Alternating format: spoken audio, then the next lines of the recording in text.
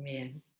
Bueno, mucho gusto. Para mí es un placer estar acá acompañándolas. Lo que me pidió el doctor Antoniol es una breve charla de introducción a la salud digital y bueno, es difícil explicar muchos conceptos en poco tiempo. Traté de centrarme en lo que me parece que es más importante para la organización con la que estamos conversando, ¿tá? Y yo les puse salud digital y entre paréntesis telemedicina, y es porque la gente la conoce como telemedicina, y yo lo que quiero ahora es explicarles por qué ya no hablamos de telemedicina, y eso es lo que vamos a ver en un momento. Y la salud digital, que también se puede llamar salud electrónica, salud conectada y salud, es todo lo mismo, son sinónimos, ya fue definida en el año 2005 por la OMS y lo hizo como que es el costo efectivo de las tecnologías de la información y de la comunicación, o sea, las TIC, las que se llaman TIC, al servicio de la salud y todos esos campos relacionados con la salud. En esos campos relacionados con la salud están incluidos los servicios de salud, la vigilancia, la literatura, la educación, el conocimiento y la investigación. Todos estos campos integran la e-salud o salud digital. Entonces, ¿qué pasó? Empezamos ya en la época de los primeros astronautas, cuando empezaron a ir a la Luna, ya los trajes de los astronautas tenían monitores que controlaban desde la Tierra los parámetros vitales de esos astronautas. Y ahí se empezó a hablar de la telemedicina y el telemonitoreo. ¿Qué estamos por acá? Telemonitoreo, telemedicina. ¿Qué pasó? A medida que la tecnología fue avanzando, apareció la televisión, se hizo más accesible para todo el mundo y entonces ya se incorporaron más tecnologías a la telemedicina, que es como se le decía. Pero después siguieron apareciendo tecnologías que se vieron que también pueden ayudar a la salud. Apareció el tema de la historia clínica electrónica, la inteligencia artificial con el aprendizaje automático, las M-Health o M-Salud con las aplicaciones que se pueden usar tanto en celulares o dispositivos, cualquier otro tipo de dispositivo inteligente, la salud inalámbrica con usables o wearables, por ejemplo, un reloj que nos mide cuándo corremos, cuánto corrimos, qué frecuencia cardíaca tuvimos. Los dispositivos que ahora, por ejemplo, hay dispositivos ingeribles para diagnóstico de cáncer, ¿ah? O dispositivos implantados, están ahora al punto de pijamas que nos monitoricen durante la noche los parámetros vitales. Y también se empezaron a usar algunos juegos para también en beneficio de la salud. Entonces llegó un momento que la telemedicina no alcanzaba para definir todo este contexto que ustedes ven acá. Y es a todo esto que se le llama salud digital. Y la telemedicina es una parte de esta salud digital. La salud digital o telemedicina, pero vamos a decirlo bien, salud digital, tiene varias formas que se puede llevar a cabo, y esto solo a forma de que ustedes entiendan los conceptos. Puede ser asincrónica, por ejemplo, cuando un paciente le manda un correo electrónico al médico y el médico va a demorar en contestar ese correo.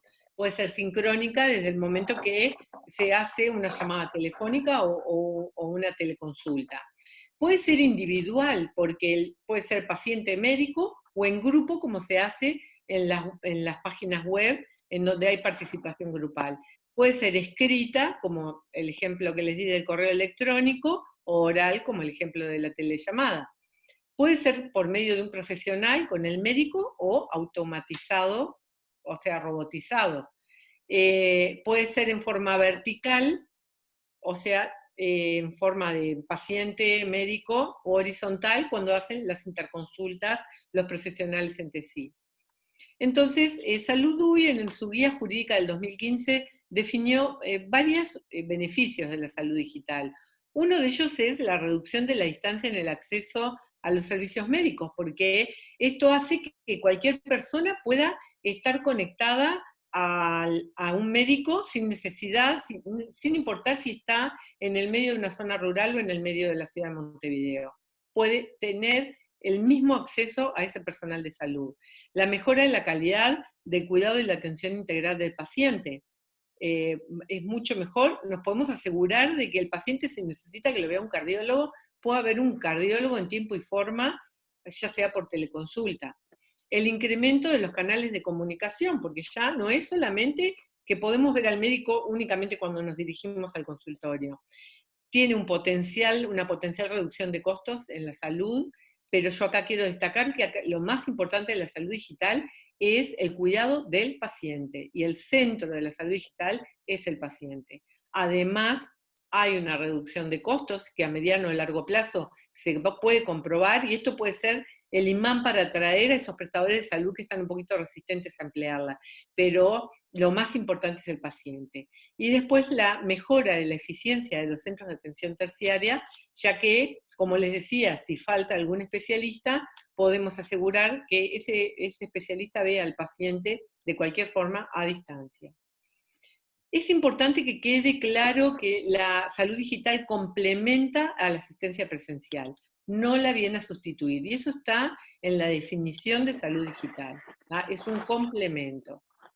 Entonces yo les voy a dar algunos ejemplos de salud digital, porque ustedes vieron que yo en ese mapa mental que les puse al inicio, hay muchísimas tecnologías y es imposible que hoy hablemos en 20 minutos de cada una. Entonces, la teleconsulta, ¿qué viene a ser?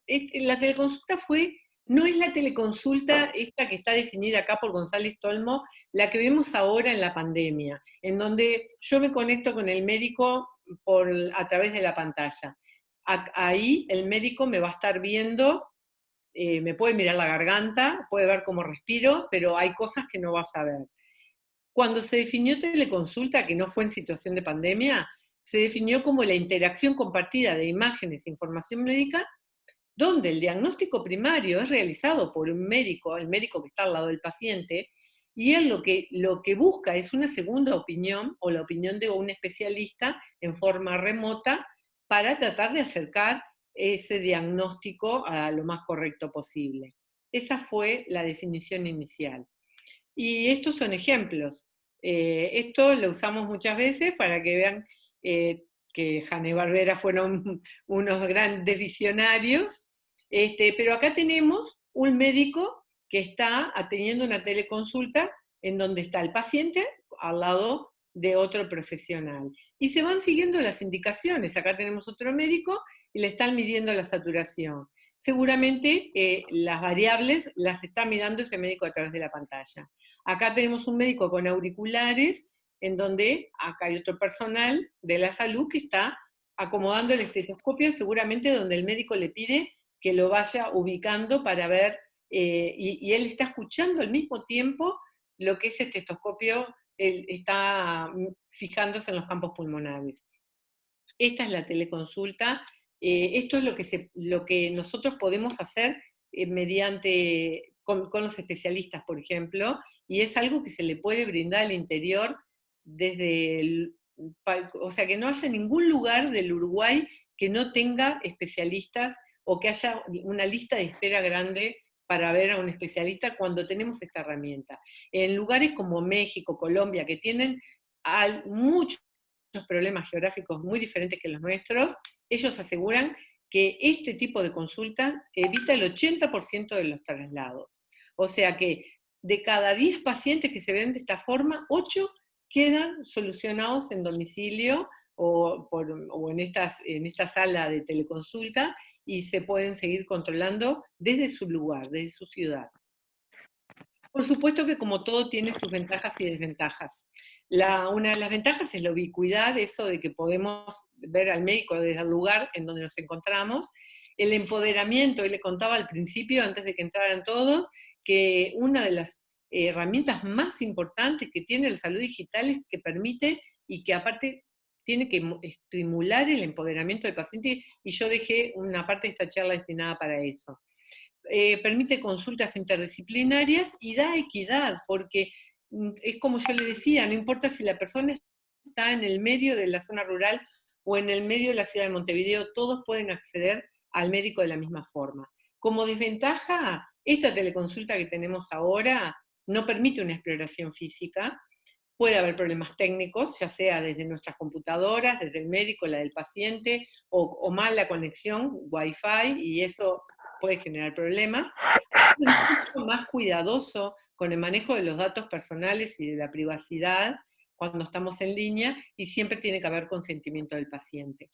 El barquito este fue para decir que no importa si estamos en el medio del mar, si tenemos un dispositivo y tenemos conexión, podemos acceder a una consulta médica. Otra herramienta que va a ser útil y que ustedes pueden tener buenos beneficios es la e-receta. Y esto es una publicación que sacó El País hace unos meses, y díganme quién no ha tenido problema con los garabatos que hacemos los médicos en las recetas. Y lo que ellos ponen es que en poco tiempo se terminan esos garabatos inentendibles que hay que leerlos varias veces para descifrarlos. Bueno, este es uno de los beneficios que va a traer la e-receta. Estos beneficios son obviamente para el sistema de salud, pero me importa más centrarnos en el paciente, ya que si estos medicamentos quedan en la historia clínica electrónica, la farmacia simplemente mirando los medicamentos que tiene el paciente indicados, pueden facilitarles esa medicación, y el paciente va a poder estar más seguro de que la medicación que está recibiendo es la que se indicó, y no queda supeditado a que haya entendido bien la letra del médico. Por supuesto, para las farmacias va a haber una disminución de errores y evitar todo ese problema de la legibilidad de la letra de los profesionales. La realidad virtual y la realidad aumentada. Yo les decía que la parte de juegos, gamificación, también se está usando en salud digital. La realidad virtual, alguno de ustedes capaz que ya tuvo alguna vez lentes de realidad virtual, ustedes vieron, pueden estar en su propio dormitorio y se ponen lentes, en donde están en una montaña rusa, y si ustedes hacen un giro de 360 grados, van a ver todo montaña rusa. Los sumerge en una realidad diferente a la que ustedes se encuentran en ese momento. La realidad aumentada, sin embargo, como muestra acá, ustedes ven acá la cola de autos estacionados, lo que hace es agregar otras cosas al entorno que ya es el real, el que sí existe. Esto ha demostrado que es útil para el tratamiento de fobias, para el tratamiento de estrés postraumáticos, desde personas desde guerras o diferentes tipos de estrés, para el tratamiento del dolor, porque una de las causas, uno de los problemas de la percepción alta del dolor es que uno atiende al dolor y no puede sacarse el dolor, no puede pensar en otra cosa más que el dolor, y eso aumenta la percepción del dolor. Sin embargo, estas técnicas, mediante la distracción que provocan, pueden ayudar a mejorar esa percepción del dolor. Y también ayudan en rehabilitación física de diferentes tipos, sobre todo neurológicas. ¿Ah? Son técnicas para tener en cuenta, seguramente aparezcan más utilidades. La inteligencia artificial, las máquinas que piensan como personas. John McCarthy en el año ya 1956 lo definió como un conjunto de ítems, ya sea algoritmos o redes, que permiten a un software que puede tener propiedades de inteligencia muy parecidas a las del ser humano. Puede razonar, puede planificar, aprender y entender el lenguaje. Y esa capacidad de aprender es asombrosa porque puede corregir errores que cometió antes. Eso es una de las cosas que a mí más me maravilla. Pero bueno, eso es una de las utilidades de la inteligencia artificial. ¿Qué utilidad nos puede dar o qué le puede aportar al paciente? Es sobre todo en el análisis, por ejemplo, una imagen médica con inteligencia artificial tiene mucha más velocidad y aparte mucha más precisión clínica, porque no se olviden que igual los datos son cargados por las personas, ¿no? Son los médicos o los técnicos los que cargan los datos, pero la inteligencia artificial puede resolver esto más rápidamente. En la práctica clínica, lee literatura científica y lo puede cotejar con elementos de la historia clínica electrónica y colaborar con los diagnósticos. Las máquinas no dependen directamente de los médicos, y eso también ayuda a que se eviten errores clínicos por sesgos cognitivos. Y eso obviamente tiene un impacto positivo en la atención del paciente. Pero y siempre hay un pero, la inteligencia artificial no es ni astuta ni intuitiva. Los médicos van a seguir siendo esenciales para que haya un uso inteligente de la inteligencia artificial en la práctica clínica, en la práctica médica o práctica clínica. Acá les pongo un ejemplo de un robot que se usa como compañero para pacientes con demencia o trastornos conductuales. Y ha sido muy exitoso. Ellos han demostrado que pueden reducir la ansiedad, pueden mejorar la calidad de vida de los adultos mayores, mejora su comunicación, mejora la adherencia al tratamiento, reduce esa percepción de soledad y estrés y el uso de medicación. Incluso se ha hablado de una mejora en la calidad de vida. Esto es simplemente como una sugerencia, por si a ustedes les interesa, si capaz que alguien ya lo vio, esta película de Un amigo para Frank, muy interesante, que es un adulto mayor que vive solo y sus hijos preocupados deciden regalarle un robot. Y aunque él al principio se resiste mucho a usarlo, después se termina transformando en compañeros y les recomiendo esa película.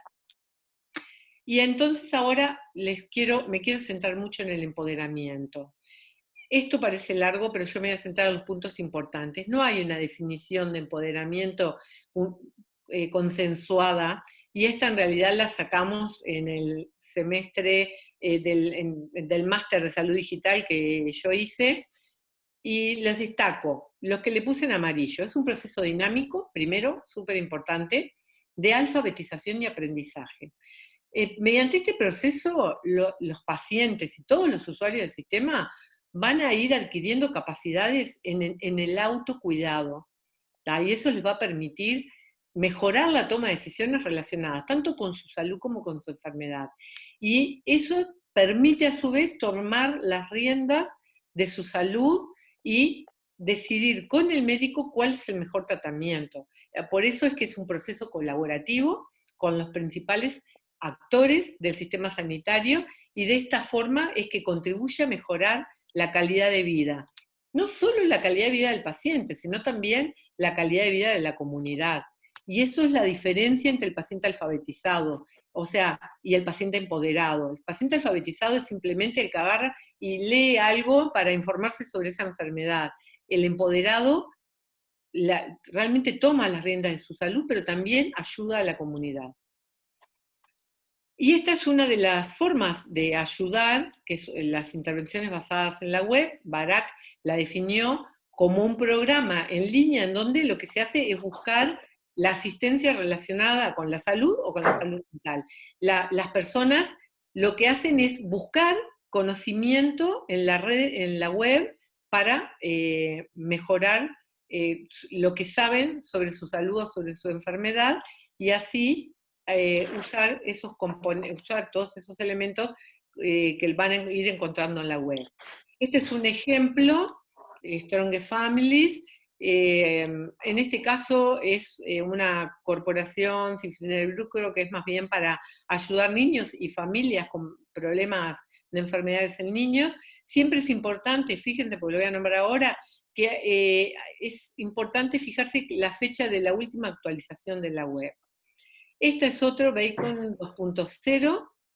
En este caso hay que suscribirse, pero una vez que forma parte, ellos tratan todos estos temas que ustedes ven acá. Y de cada uno de estos temas uno puede buscar información para actualizarse, conocer, sacarse dudas, y aparte hay grupos de personas con esas enfermedades, y ustedes saben que la importancia que tiene encontrar un grupo de personas que comparte el mismo problema que tiene uno y no sentirse el único, y ver que a las otras personas les pasa lo mismo que les pasa a uno, y formar chat de pacientes, sacarse dudas y buscar más información. Otra forma, aparte de la web, son las aplicaciones. Los teléfonos inteligentes han permitido que podamos acceder a Internet y a estas aplicaciones desde cualquier lugar. Esto hace que mucha gente pueda acceder a Internet, porque personas que no tienen una computadora ya pueden acceder a Internet desde su celular. Les permite enviar recordatorios, enviar refuerzos, por ejemplo, a recordar que tienen que tomar medicación, les puede decir, por ejemplo, hoy no tomaste suficiente agua, e insistir en la toma de líquidos, bien, tiene muchas utilidades. Lo pongo como reflexión, realmente WhatsApp ha cambiado la forma en que nos relacionamos, en muchas formas positivas y algunas no tanto, y por eso lo dejo simplemente como una reflexión. Después, por supuesto, como todo, y como dije, todo tiene sus ventajas y sus desventajas. La web es más simple, con una computadora podemos acceder a muchos más contenidos y además nos permite mucha más complejidad de formatos. ¿tá? Sin embargo, la ventaja de las aplicaciones es la inmediatez, porque el celular lo llevamos con nosotros siempre. Pero en todos ellos es muy importante tener en cuenta que hay que saber quiénes fueron los autores, qué objetivos cumple esa página web o esa aplicación. Si es creada por un laboratorio, probablemente tenga un objetivo más comercial. ¿Cómo me ofrece a mí la protección de mis datos personales y la confidencialidad, la transparencia de los autores y los patrocinadores, cuáles son las referencias y cuáles han sido las últimas actualizaciones y las informaciones que dan de tratamiento? Por eso es que lo importante es que sean los mismos profesionales médicos, y en esto los médicos tenemos que cambiar, porque tenemos una especie de mito y algo del doctor Google no nos gusta. No, tenemos que saber que el doctor Google puede estar bueno, no hay que ir a buscar la información en Wikipedia, es el médico el que tiene que asesorar cuál es el mejor lugar para buscar la información del paciente. Y después, si el paciente viene con un sitio web o una aplicación que el médico no la conoce, tiene todo el derecho, no hay por qué conocerlas todas porque son muchísimas, decirle al paciente, bueno, voy a averiguar y después le cuento. Pero debemos ir cambiando también nosotros en ese sentido. Esta es también hay otros lugares en las redes en donde tenemos información. Esta es una aplicación de Instagram que se llama Onconow, y puedo decir con buena, la nurse Pilar Suárez, la compañera mía del máster. Ella está especialmente interesada en temas de oncología, y Esther Fernández, publicista, padeció cáncer de mama, y a partir de ahí surgió esa inquietud, y ellas, por ejemplo, si ustedes le dan seguir, van a poder ver toda la información que semanalmente van poniendo, e incluso responden preguntas, y es muy dinámica, y les recomiendo que la usen porque es muy interesante. Entonces, podemos escuchar hablar del paciente alfabetizado, algunos van a hablar del paciente emergente, pero lo importante es el paciente empoderado. El empoderamiento es una parte fundamental para que realmente la reforma de la salud, sobre todo a nivel de las enfermedades crónicas, mejore. Si nosotros nos tratamos mejor y nos cuidamos mejor, vamos a gastar menos dinero nosotros de nuestro bolsillo como pacientes, y el sistema de salud todo va a gastar menos dinero, y eso va a permitir que ese dinero se pueda usar mejor en la prevención, más que en lo que se está gastando ahora, que es muchísimo en tratar las complicaciones de las enfermedades crónicas que estamos dejando que nos invadan. Ayuda a maximizar la eficiencia y el valor en todos los sistemas, y el paciente activo y empoderado es capaz de tomar decisiones sobre su salud, resolver problemas, porque no siempre va a depender del médico para resolver problemas, y va a tener un pensamiento crítico y control sobre su vida y sobre su propia salud. Este es un ejemplo de un típico paciente empoderado, y les recomiendo que vean esta charla TED sobre el paciente Dave, y ahí tienen el link. Es un ejemplo de paciente empoderado tal cual. Entonces, el empoderamiento requiere un grado de involucramiento del paciente que es esencial para el tratamiento. El paciente tiene que apoyarse en las redes sociales, tiene que estar dispuesto a cooperar y corresponsabilizarse en su salud, no solo a la hora de tomar decisiones, sino también a hacerse cargo de su autocuidado. Y debemos tratar de que la medicina sea menos paternalista, ya no es ese médico que lo sabe todo y que toma todas las decisiones por el paciente. Ahora es un paciente que está informado y que el médico le va a dar la información que le falte, y juntos van a hacer y esto es lo que significa TDC, una toma de decisiones compartidas. El paciente, sabiendo cuáles son todos los riesgos y las posibilidades que tiene, va a tomar la decisión con el médico. Y es la mejor forma de llevar adelante y asegurar el éxito en la salud del paciente.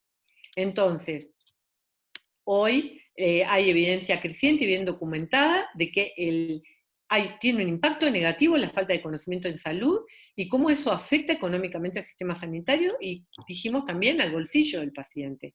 Hay que capacitar a los individuos sobre cómo debe cuidar su salud desde la primer consulta, y eso es responsabilidad del médico, y si no después seguir en instancia de controles. Y debe haber políticas públicas de difusión de estas herramientas. Perdón. Entonces, para terminar, como conclusión, como ya dijimos, la salud digital llegó para quedarse, está centrada en el paciente, siempre hay que recordar que el paciente es el objetivo central de la salud digital, todo el sistema de salud y los usuarios se pueden beneficiar con ella. Hay muchas tecnologías y van a seguir aumentando las tecnologías y siempre hay que buscar la mejor para ese usuario, para esa patología. Y les puse acá en rojo que el empoderamiento del paciente y de la comunidad es fundamental para asegurar el éxito del tratamiento o de que el paciente se mantenga con la mejor salud mayor tiempo posible. Muchas gracias y yo quedo a las órdenes por todas las redes en donde pueda comunicar y por medio de la Sociedad de Telemedicina. Muchas gracias, doctora. Ahora pasamos a la segunda presentación. Hay algunas preguntas ya en el chat que serán contestadas, me imagino que al final de la presentación. Sí. Bueno, ¿qué tal? Yo soy la doctora Laura Albertini. Yo más que nada les voy a hablar de la parte de políticas y qué necesitamos para que esto ocurra. Porque después de la presentación de la doctora, todos se preguntarán por qué, si aparentemente hay tantos motivos para instrumentarlo, no hemos podido implementarlo aún y no se ha desarrollado a nuestro nivel local y regional en la medida que esto parece. Voy a compartir pantalla, les pido si por favor me avisan. Perfecto. ¿Se ve bien? Perfecto. ¿Lo están viendo bien? Sí. Bárbaro. Perfecto.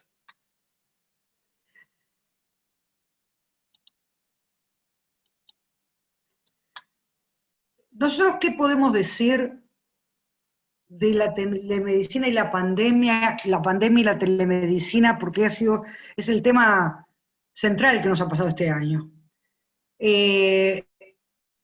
Y habrán escuchado mucho que para la pandemia fue una herramienta vital la telemedicina, habrán visto que alguna de sus formas ha sido los pacientes verse a través de la pantalla con sus médicos, incluso se puede considerar que la llamada telefónica es una forma de contacto telemático a distancia. Pero ¿qué pasa si damos vuelta a la ecuación? La pandemia como herramienta vital en la telemedicina, queriendo decir que esta pandemia nos obligó y nos aceleró el proyecto de darnos cuenta que un instrumento de salud a distancia podía ser realmente importante. Quizás nos tendríamos que haber dado cuenta antes, la pandemia solo nos agudizó este tema. O sea que lo que hizo la pandemia del COVID-19 con la telemedicina fue exponer lo que nos falta hacer para que la medicina pueda maximizar su aporte en casos como el que enfrentamos actualmente y en todos otros escenarios de desafíos sanitarios no pandémicos. ¿Qué nos faltó? Lo que nos faltó es tener una real estrategia de telemedicina a nivel nacional. Teníamos antes y desarrollamos durante la irrupción de la pandemia acciones puntuales y no siempre coordinadas con otros actores, fueron individuales o institucionales de una institución. Muchas de ellas muy exitosas, pero que quedan cortas con respecto al real potencial de la telemedicina en la salud nacional. ¿Y esto por qué es? Porque necesitamos desarrollar una estrategia nacional de telemedicina, que puede ser plan, proyecto o programa. No quiere decir que tiene que ser necesariamente desde las autoridades de la salud de forma vertical, muy por el contrario. Obviamente van a ser la columna vertebral, pero ¿cómo tenemos cada uno de nosotros jugar el rol que nos corresponde? Para que el fenómeno de la telemedicina y la telesalud, o salud digital, como bien dijo la doctora Volpi, que son los nombres que se utilizan para incluir lo que se conoce en general por telemedicina, ocurre que hay tres pilares que tienen que interactuar. Y estos tres pilares, cada uno son sistemas de conocimiento y acción. ¿Cuáles son? El primer pilar del sistema, el primer pilar es el sistema de salud y el conocimiento médico. Este pilar contesta qué es lo que hay que hacer y el contenido.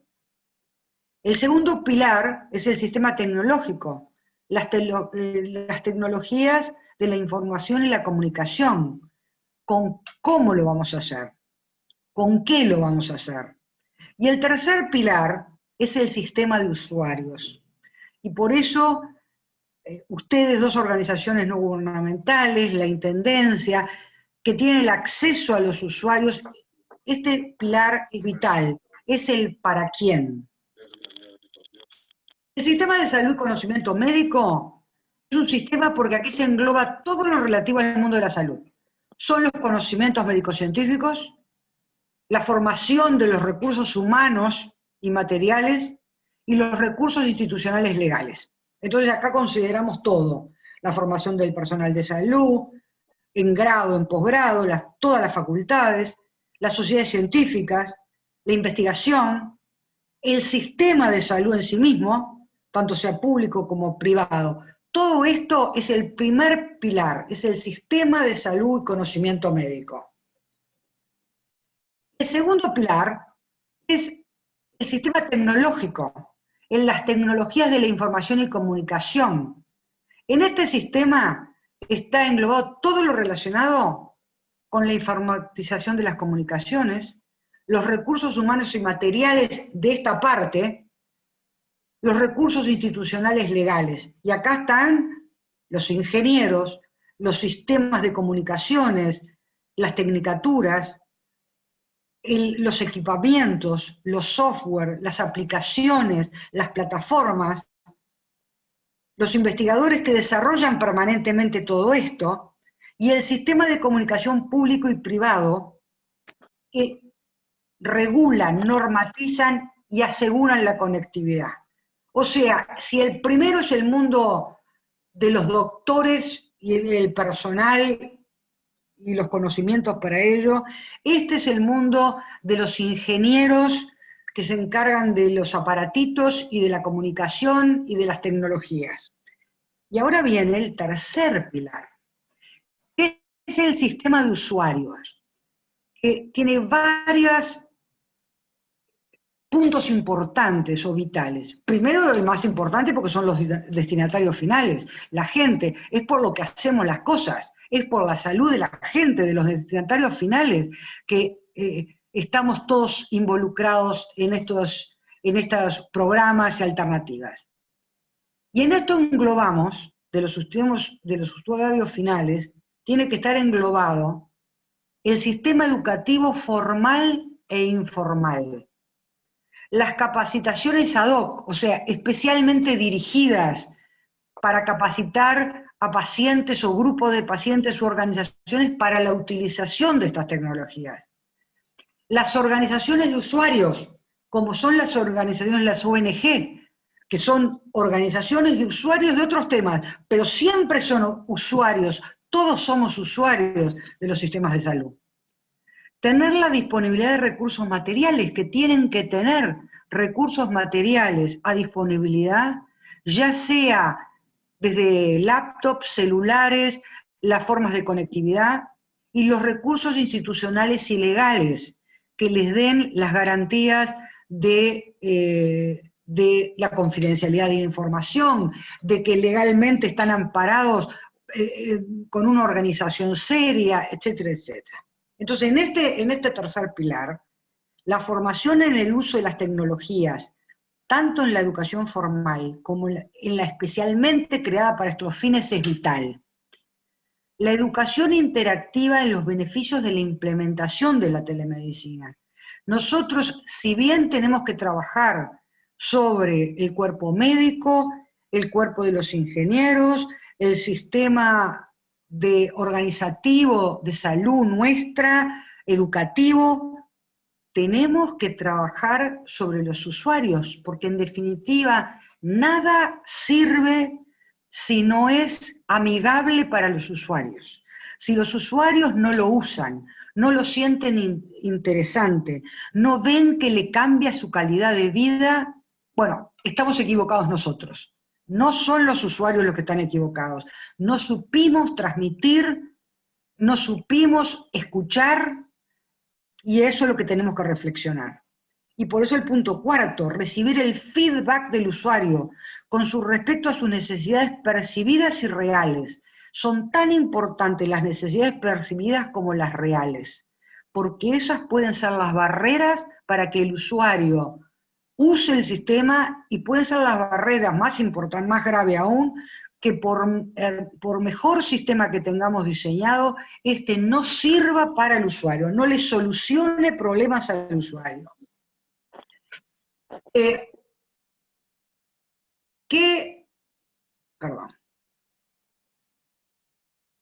El primer pilar del sistema de salud y conocimiento médico es el quehacer, el contenido, como dijimos. Elabora y determina qué prácticas y procedimientos médicos pueden realizarse mejor o igual a través de la telemedicina.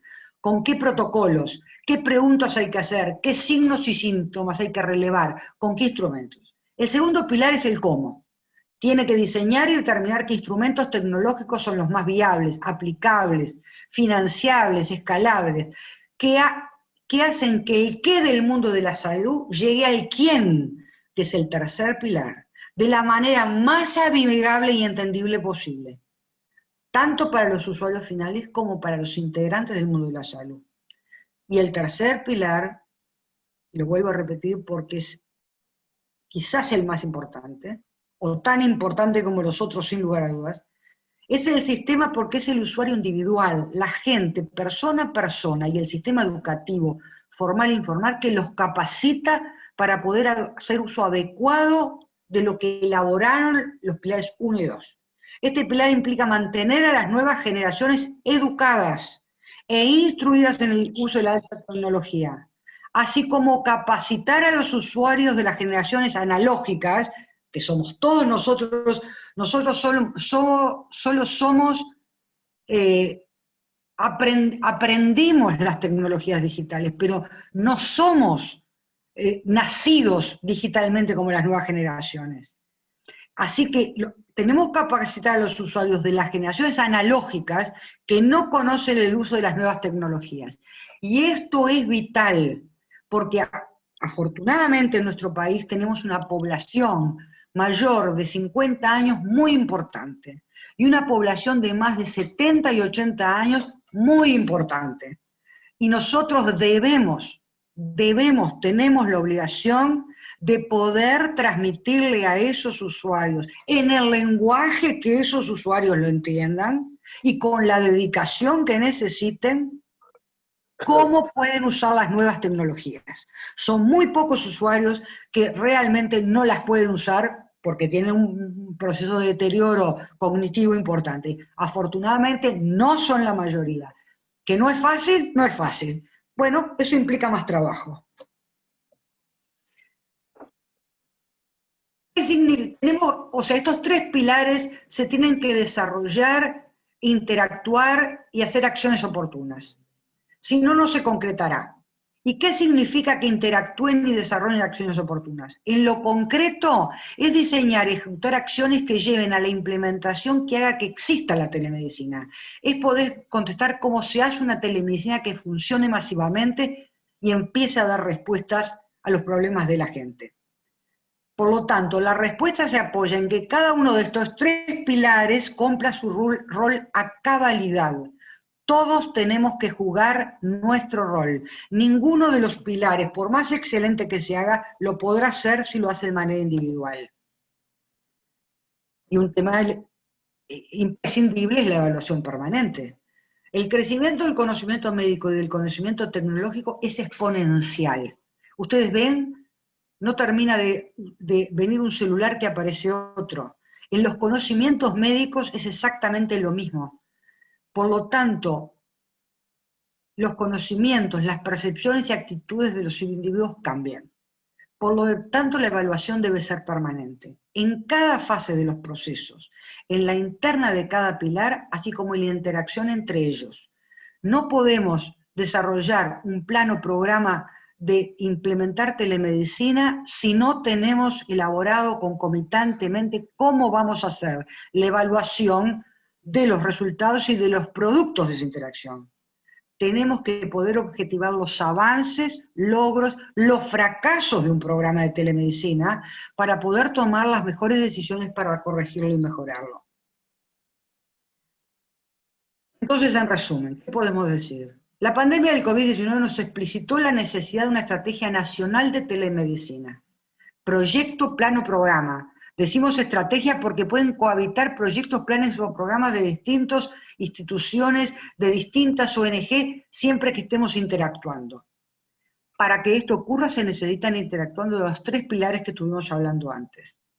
Es con este sentido que la Sociedad Uruguaya de Telemedicina esta es una placa porque estábamos organizando para el mes de septiembre un simposio en el que invitamos a una cantidad de actores del Sistema Nacional de Salud, identificamos como 70 y 80, y ahora a fines de octubre vamos a tener otro encuentro que va a seguir este simposio, porque estamos haciendo la presentación para poder incluir a los distintos actores, desde los gremios, desde las sociedades médicas, desde organizaciones de usuarios, para que puedan ir participando y empezar a elaborar una estrategia nacional de intereses. Y quiero recordarles lo más importante en el caso nuestro de Uruguay.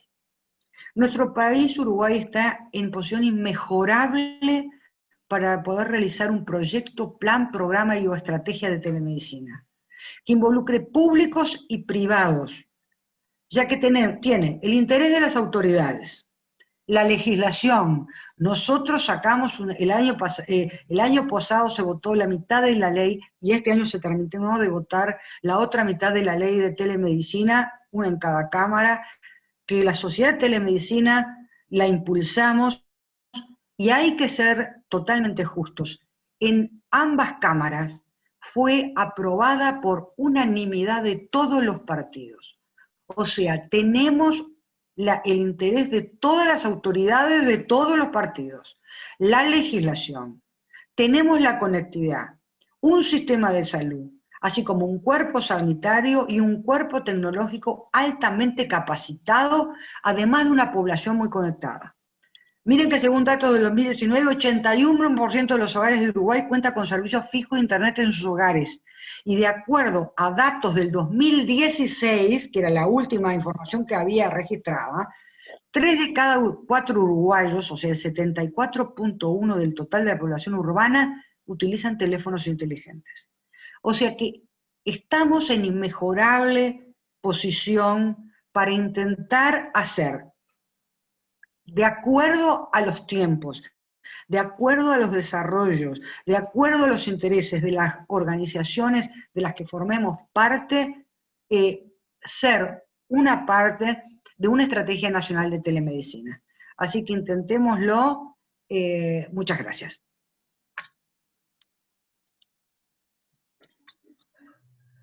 Muchas gracias, doctora. Muy amable, muy linda la presentación. La verdad que muy interesante, realmente. Muchísimas gracias. Es interesante el tema, y organizaciones como las de ustedes, estoy segura que se van a motivar en estos temas. Muy interesante, la verdad que me encantó, lo mismo que la doctora Graciela, pero impresionante. Cómo somos ignorantes en un montón de cosas, ¿no? Y la tecnología está ahí. Ahora pasamos a la tercera presentación. Muchas Doctor. gracias. Sí, doctor. Es todo. Muy bien, muchas gracias. No los quiero cansar, habíamos quedado en 1 hora. Lo voy a hacer lo más rapidito posible, Está pero bien. teníamos que bajar, agradezco primero a Laura si desde su pantalla agrega mi presentación. Nosotros vamos a bajar un poco a lo que son a ustedes, al público que tenemos dirigido esto, y los trato de poner en ONGs o personas bajo enfermedades poco frecuentes. Si me lo permiten, me voy a dar eso. Y para ponerlo en el contexto, digo que las enfermedades poco frecuentes se suponen para la población con escasa incidencia. Entonces, para considerar una enfermedad poco frecuente, es necesario que afecte un número limitado de individuos. Concretamente, más o menos unas 5 personas cada 10.000 habitantes. Esa es la ecuación que nosotros llevamos. Eso nos lleva a tener que hoy, al día de hoy, existen más de...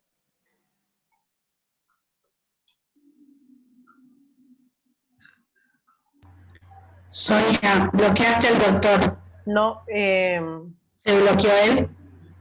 estoy moviendo.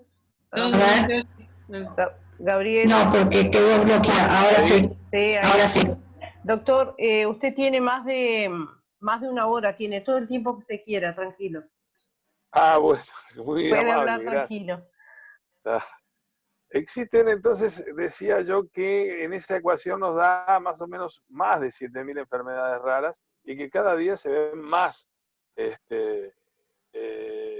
casos de estudio y muy amplio y muy desconocido.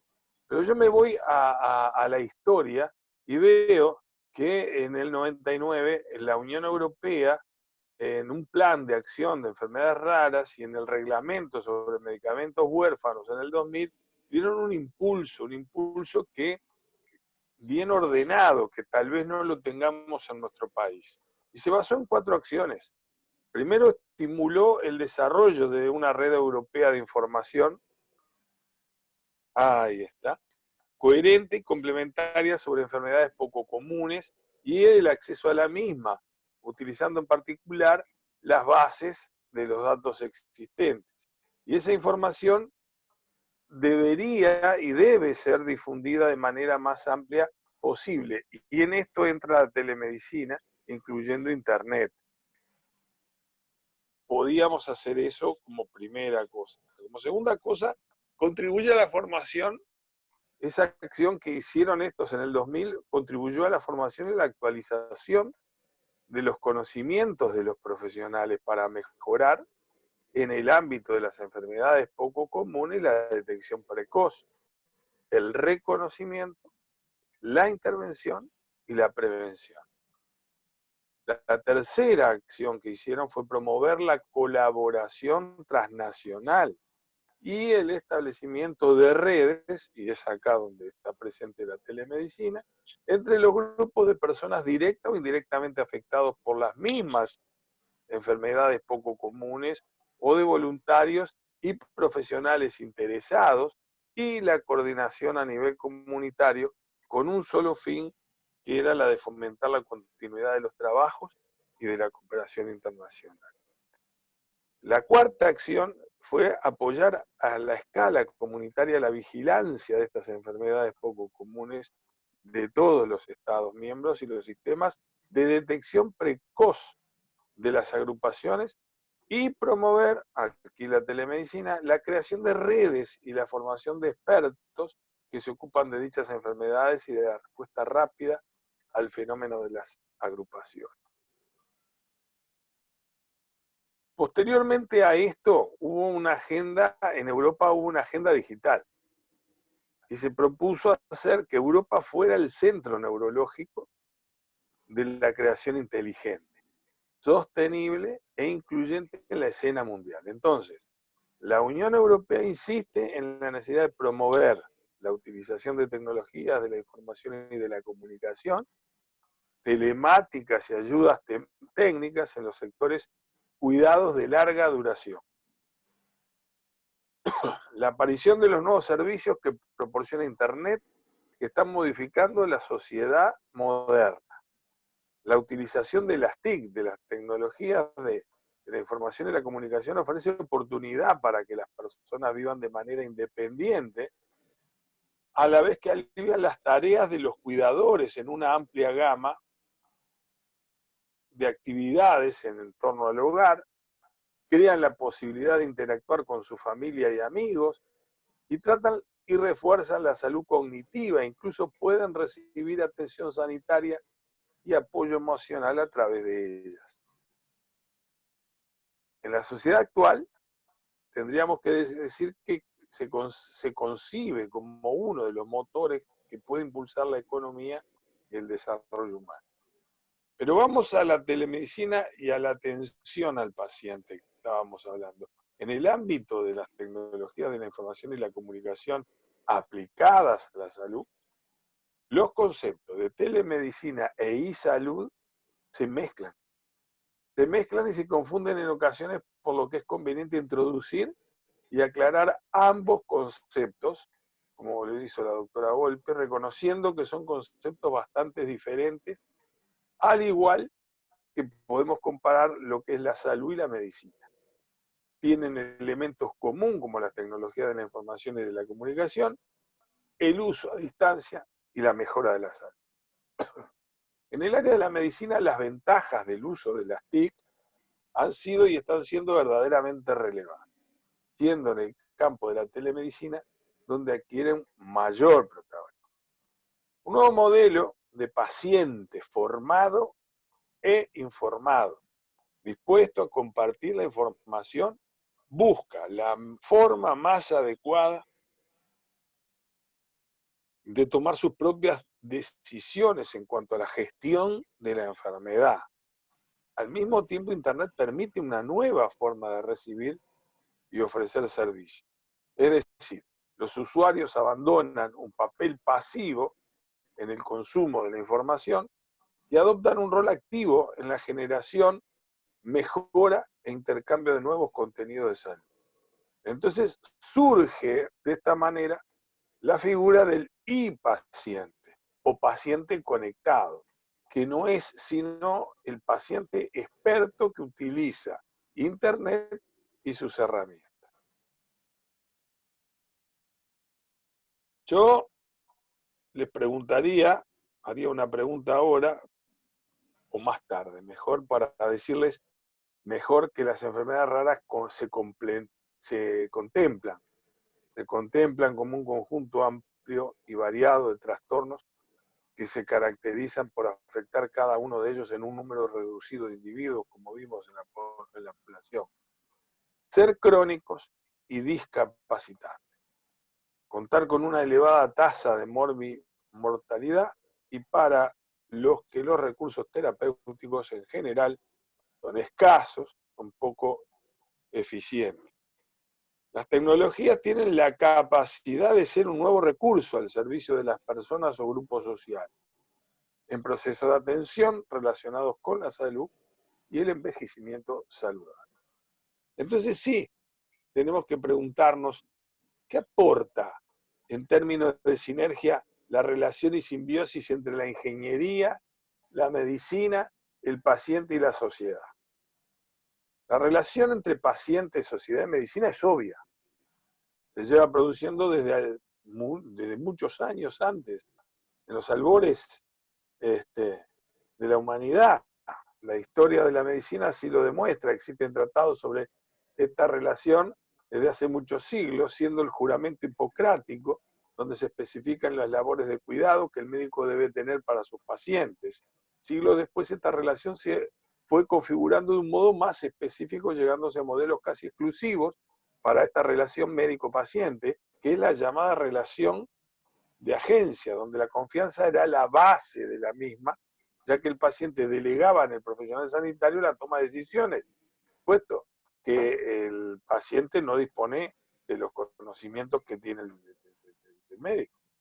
Estas últimas décadas y en gran parte, gracias a las tecnologías desarrolladas en los últimos tiempos, han permitido poner al ciudadano en el centro de los sistemas sanitarios, empoderándolo, como dijo la doctora Volpi, y habló. La sinergia tecnología médico-paciente también ha existido desde siempre. Recordemos que los egipcios realizaban trepanotomías con instrumental muy similar al actual.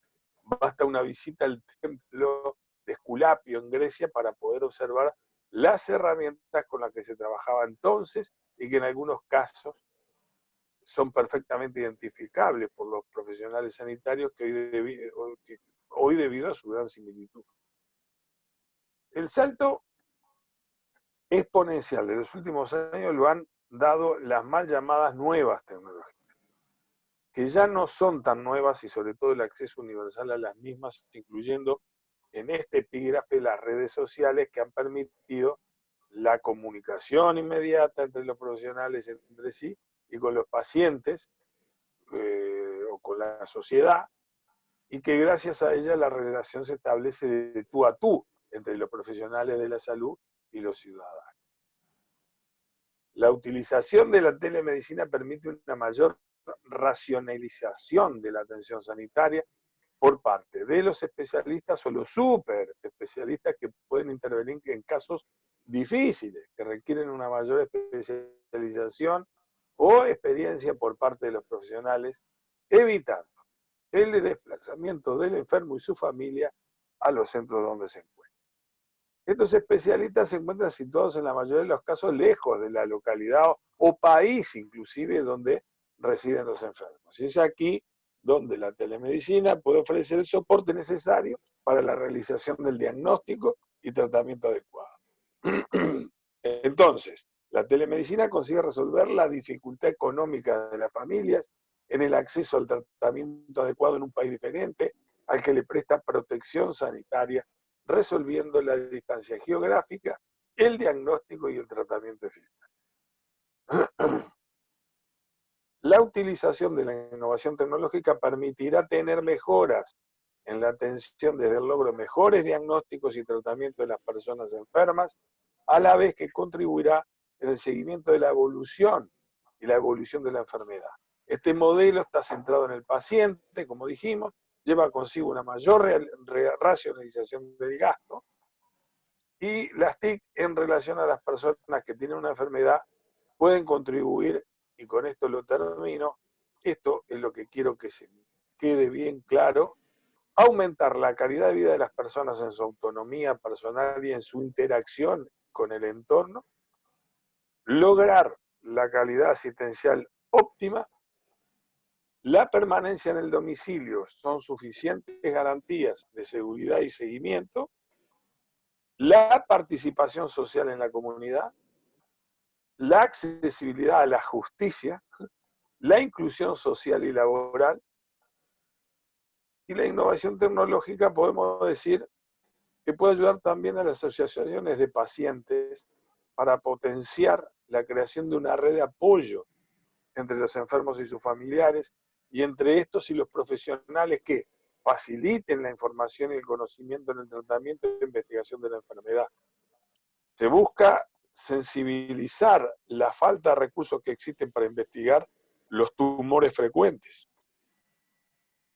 Entonces digo que el tejido asociativo, o sea, la asociación de todos puede mitigar la falta de recursos adecuados por la calidad y el soporte ofrecido por sus directivos a las personas que comienzan el proceso de diagnóstico para conseguir un adecuado tratamiento.